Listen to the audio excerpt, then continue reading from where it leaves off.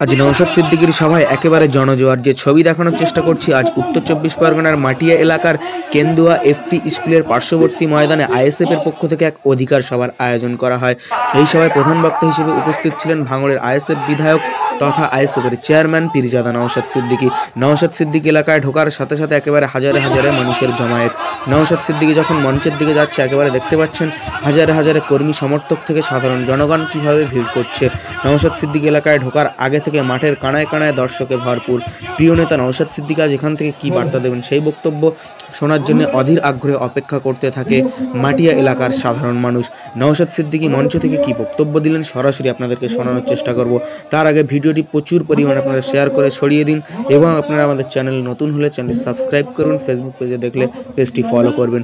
2026 নির্বাচনের আর কয়েক মাস বাকি, আর এর আগেই নওশাদ সিদ্দিকী যখনই উত্তর চব্বিশ পরগনার বিভিন্ন বিধানসভাতে যাচ্ছেন, কখনো হাড়োয়া, কখনো আমডাঙ্গা, কখনো বসিরহাট, কখনো দেগঙ্গা, একেবারে বিভিন্ন বিধানসভায় কিন্তু কখনো মধ্যমগ্রাম, সেখানে কিন্তু হাজারে হাজারে মানুষের জমায়েত হচ্ছে।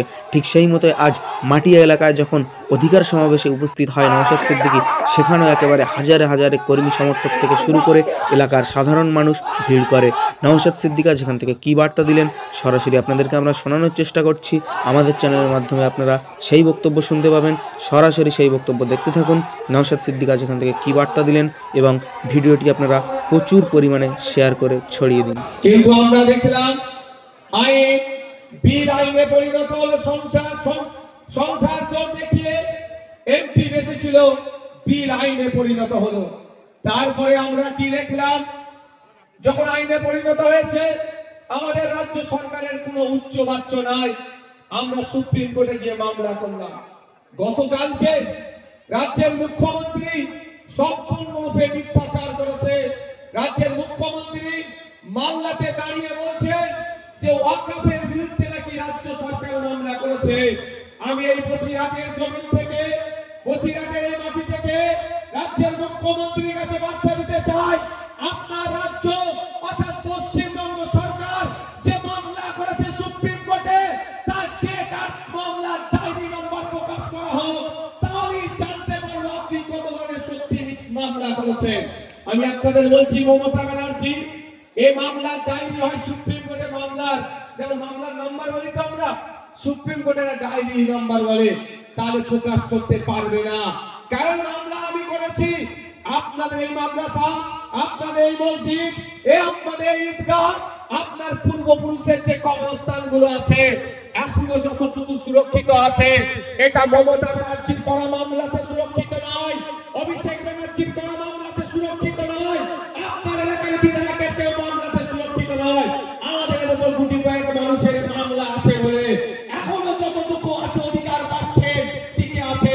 তাই মমতা ব্যানার্জি গতকালকে নতুন করে মুসলিম সম্প্রদায়ের সামনে যে মিথ্যাচার করেছে, আমরা আজকে স্টেজ থেকে তাই মিথ্যাচারের নিন্দা ধিক্কার জানাচ্ছি, এই মিথ্যাবাদীর আমরা প্রতিবাদ করছি। নওশাদ সিদ্দিকী যেখানে যেখানে আইএসএফ প্রার্থী দেবে, যদি ওখানে ভোট কেটে বিজেপি আসে, তৃণমূল তথা মমতা ব্যানার্জি যা শাস্তি নেবে নওশাদ সিদ্দিকী মাথা পেতে মেনে নেবে। আর ওখানে মমতা ব্যানার্জিকে লিখতে হবে, তৃণমূল যেখানে যেখানে প্রার্থী দেবে, যদি ভোট কেটে বিজেপি আসে, তাহলে আইএসএফ যা শাস্তি দেবে তৃণমূলকে মাথা পেতে মেনে নিতে হবে। ও বিজ্ঞানীকে মানি, তাহলে প্রকৃত অর্থে বিজেপিকে কে রুখতে চাইবে প্রমাণ হয়ে যাবে। তৃণমূলের যদি সেই দমটা থাকে, সত্যিকারের অর্থে যদি তৃণমূল বিজেপিকে হারাতে চায়, চলুন আসুন এগ্রিমেন্টে সই করুন, তাহলে আমরা জীবন দিয়ে বিজেপিকে যেমন আটকানোর চেষ্টা করছি, আরো আটকানোর চেষ্টা করব। বিজেপিকে কোনো মতেই বাংলায় আসতে আমরা দেব না। আপনাদের কি মনে হয় তৃণমূল সই করবে? আমি আপনারা বলছি সই করবে না। কেন? যদি বিজেপিকে আটকাতে চাই, ভাইপোকে তাহলে গ্যারেজ করে দেবে তো।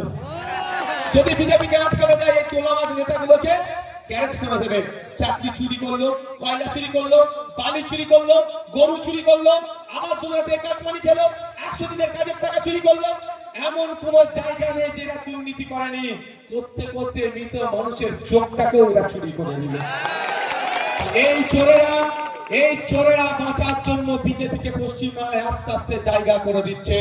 এই চোরেদের যদি সাহস থেকে, চোর বলেই বলছি এদেরকে চোর বলেই বলছি, যদি এদের সাহস থাকে এগ্রিমেন্টে আসুক, আইএসএফ একদিকে সই করবে, উল্টো দিকে তৃণমূলকে সই করবে, তাহলে দেখা যাক দুধকে দুধ পানিকে পানি হয়ে যাবে। আমরা যদি বিজেপির কাছ থেকে টাকা নিয়ে বিজেপিকে সুবিধা করতে চাই তাহলে আর সই করবো না। আর কেউ যদি বিজেপির হাত থেকে বাঁচার জন্য, ভাই ভাই বোরহাকে জেল থেকে বাঁচানোর জন্য না সই করে, তাহলে তাহলে আজকে প্রত্যেকে যদি তৃণমূলের বন্ধুরা বলে যে বিজেপি সুবিধা করে দেবে আইএসএফ, তাহলে কি বলবেন আপনারা? অত কথা বলে লাভ নেই, চলো মমতা ব্যানার্জিকে তুমি রেডি করো, এদিকে আমাদের বড় ভাইজান রেডি আছে, সই করুক। তখন বলবে পেনে কালি নাই। কি বলবে দেখো?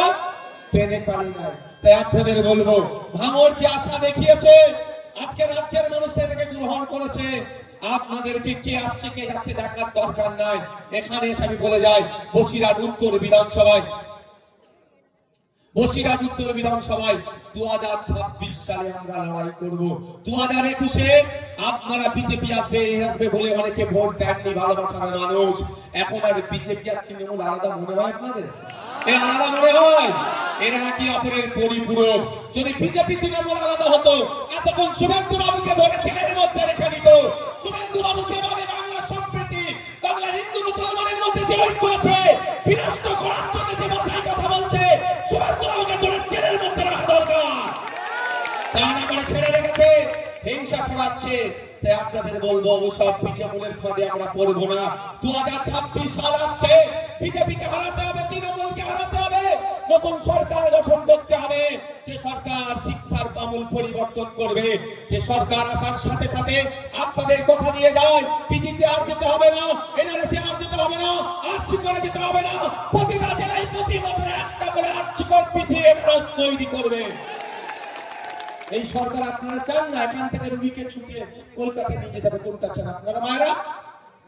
কলকাতার মতো পিজি হসপিটাল আপনাদের জেলায় চাই না কলকাতায় ছুটে যেতে চান? কোনটা চান? যদি আপনাদের জেলায় চান, যদি ঝাড়গ্রাম জেলায় চাই পিজি, এবার মুর্শিদাবাদে পিজি তৈরি হবে, নদিয়াতে পিজি তৈরি হবে, বীরভূমে তৈরি হবে, উত্তর দিনাজপুরে তৈরি হবে, দক্ষিণ দিনাজপুরে তৈরি হবে, দার্জিলিং এ তৈরি হবে, কালিম্পং এ তৈরি হবে।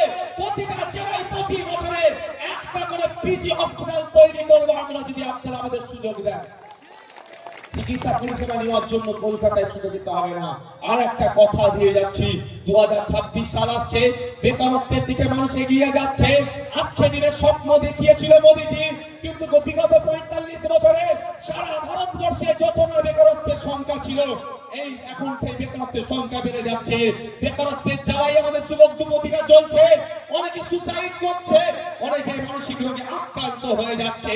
আমি আপনাদের কথা দিয়ে যাই, আপনারা যদি 2026 সালে আমাদেরকে সরকারের আসতে সহযোগিতা করেন, ওয়ান ফ্যামিলি ওয়ান জবের ব্যবস্থা করব, প্রতিটা বাড়ি থেকে একজন সদস্যকে চাকরির ব্যবস্থা আমরা করে দেব। কোনো অসুবিধা হবে? সরকার কেন, কিসের জন্য সরকার? আপনার দুর্দশাকে ঘোচাবে, আপনাকে একটু ভালো থাকতে দেবে, এই জন্য সরকার। আমি থাকবো, মধ্যখানে ক্যামেরা থাকবে, আর কেউ থাকবে না। আমি প্রমাণ করে দেব, পশ্চিম বাংলার মানুষের 1947 থেকে 2011-তে যত না ক্ষতি করেছে এই মমতা ব্যানার্জি, 2011 থেকে 2025 সব থেকে বেশি ক্ষতি মুসলমানদের করেছে, দলিতদের করেছে, আদিবাসীদের করেছে এই মমতা ব্যানার্জি। পশ্চিম বাংলার শিক্ষিত যুবকদের করেছে, আমি প্রমাণ করে দেব।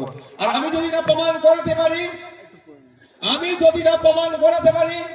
আমাকে যদি তৃণমূলের ঠান্ডাটা ধরাতে পারে মমতা ব্যানার্জি, আমি হাসতে হাসতে ধরে নেব। আমি যদি ভুল হয় আর মমতা ব্যানার্জি যদি ভুল হয়ে যায়, আমাদের ঠান্ডা আমি ধরাবো না, বলবো আমি আপনার বাংলার মানুষকে নিস্তার দিন, আপনি একটু আপনার হবে চ্যালেঞ্জ গ্রহণ করুন। আমি পদে পদে বুঝিয়ে দেব, প্রত্যেকটা কোথায় মিথ্যে কথা বলছে, আমি প্রত্যেকটা অ্যাঙ্গেলে আমি ধরে দেখিয়ে দেব যে আপনি পশ্চিম বাংলার মানুষের সাথে বিচারিতা করেছেন, আপনি আদিবাসীদের ভালোবাসার কথা বলছেন। সংবিধান প্রদত্ত অধিকার 6 শিডিউল, যে 6 শিডিউল যদি বাস্তবায়ন হয়, কোন আদিবাসীকে আর কোন স্কলারশিপের প্রয়োজন হবে না। আদিবাসী ভাইরা মাথা তুলে বাঁচতে পারবে, মেন স্ট্রিমে থাকতে পারবে, তাদের উন্নয়ন হবে, তাদের শিক্ষা প্রতিষ্ঠান বানাতে পারবে, তারা স্বাস্থ্য কেন্দ্র বানাতে পারবে, তাদের জল জয়কার হয়ে যাবে। সংবিধান সেই অধিকার আদিবাসীদেরকে দিয়েছে। 6 শিডিউল মমতা ব্যানার্জি আদিবাসীদেরকে ভালোবাসিল, পূর্ণাঙ্গ রূপে 6 শিডিউলের বাস্তবায়ন করছে না। এই ভালোবাসার প্রয়োজন নাই। মমতা ব্যানার্জি মুসলমানদের ভালোবাসছে, কিন্তু শিক্ষাতে দেখুন, স্বাস্থ্যে দেখুন, কর্মসংস্থানে দেখুন, মুসলমানদের খুঁজে পাওয়া যাচ্ছে না। এই ভালোবাসা মমতা ব্যানার্জির আমার প্রয়োজন নাই। মমতা ব্যানার্জি শিক্ষকদের ভালোবাসছে, কিন্তু সরকারি শিক্ষকরা কেন্দ্রীয় সমাহারে দিয়ে পাচ্ছে না। এই ভালোবাসা আমার দরকার নাই। মমতা ব্যানার্জি পুলিশদেরকে নাকি খুব ভালোবাসছে, কিন্তু পুলিশদের হকেট দিয়ে তাদেরকে বুঝিয়ে দিচ্ছে না। একটা পুলিশ 8 ঘন্টার বেশি কেন ডিউটি করবে? সরকারি কর্মচারী 8 ঘন্টার বেশি ডিউটি করে না। একটা পুলিশকে 14 ঘন্টা 15 ঘন্টা কেন ডিউটি করতে হচ্ছে?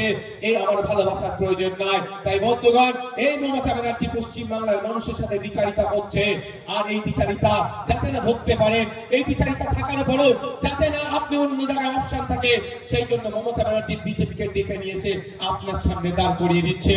আমরা যখন রাজনৈতিক ভাবে মমতা ব্যানার্জির এই দ্বিচারিতা, বিজেপির এই সাম্প্রদায়িকতার বিরুদ্ধে কথা বলছি, এদের অন্যায়ের বিরুদ্ধে যখন আমরা দাঁড়িয়ে আছি, তখন আমাদেরকে ভুল বোঝানোর জন্য, আমাদের সম্পর্কে মিথ্যাচার করার জন্য বলা হচ্ছে যে আইএসএফ নাকি ভোট কেটে বিজেপিকে নিয়ে আসবে।